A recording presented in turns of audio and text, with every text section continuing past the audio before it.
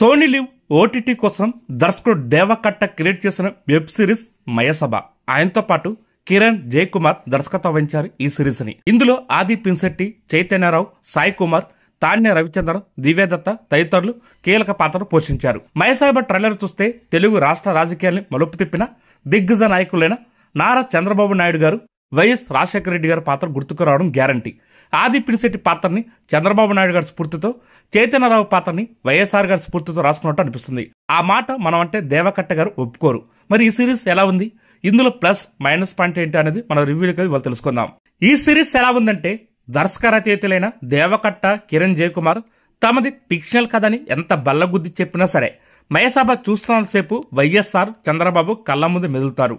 వాళ్ళిద్దరు మాత్రమే కాదు, ఎన్టీఆర్, ఇందిరాగాంధీ, సంజయ్ గాంధీ, వంగవీటి రంగ, పరిటాల రవి, నాదెండ్ల భాస్కర్ రావు తదితరులు గుర్తొస్తారు. ఎవరిని ఎక్కువ చేయలేదు, ఎవరిని తక్కువ చేయలేదు. సిరీస్ ప్రారంభం నుంచి ముగింపు వరకు త్రాసులో ఎవరి వైపు మక్కువ చూపించకుండా, ఎవరి కోసం తలగ్గకుండా వాట్ నెక్స్ట్ అనేలా ఉత్కంఠ పెంచుతూ మయసభ తీశారు. ఒక 2 తరాల ముందు ప్రజలకు అప్పటి రాజకీయ పరిస్థితులు, మలుపుల మీద అవగాహన ఉంటుంది. అయితే వాళ్ళు సైతం ఆశ్చర్యానికి గురేలా మయసభ కథ, కథనం, సన్నివేశాలు నడిపించారు దేవకట్ట, కిరణ్ జయకుమార్. వైఎస్ఆర్, చంద్రబాబు మధ్య స్నేహం ఎలా మొదలైంది అనే అంశం నుంచి శత్రువులుగా ఎలా మారారు అనేది మయసభ మొదటి సీజన్ కథాంశం.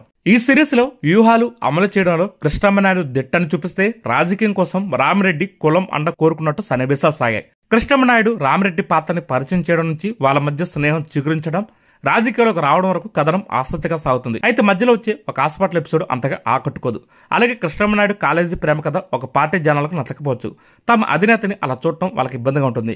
రాజకీయాలకు అడుగు పెట్టిన తర్వాత ఎమ్మెల్యే టికెట్ కోసం ట్రై చేసే episode, Airavati bus emergency episode, AP CM మార్చడం అంటే బాగున్నప్పటికీ తెలిసిన కథగా అనిపిస్తుంది. అయితే రాయపాటి చక్రధరరావు ఎంట్రీతో కథలో వేగం పెరిగింది.